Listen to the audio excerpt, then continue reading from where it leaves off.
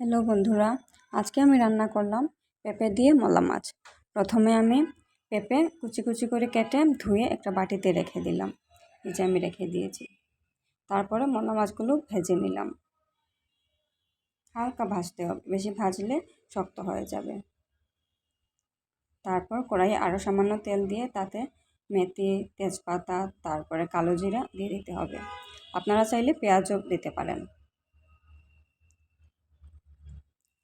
তারপরে ওই গরম কড়াইয়ে গরম তেল গরমে ওই পেঁপেটা দিয়ে দিতে হবে। পেঁপে দিয়ে সামান্য ভাজতে হবে।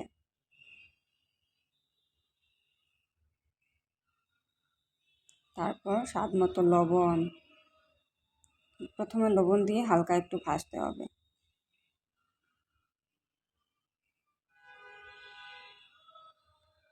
তারপরে হলুদ দেব।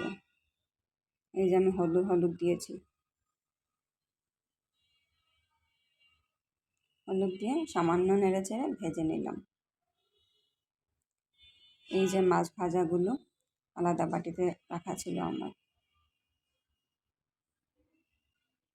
তারপরে মরিচ আর জিরের গুঁড়া, ধনিয়া গুঁড়া দিয়ে দিতে হবে। তারপরে এগুলো দিয়ে আবার নেড়েচেড়ে দিতে হবে।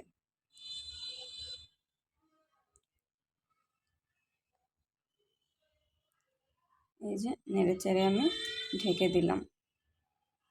তারপর মোটামুটি প্রায় সিদ্ধ হয়ে গেছে এগুলো।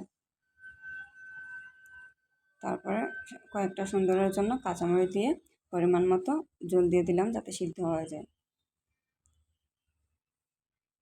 তারপরে এই সাথে মাছও দিয়ে দিয়েছি।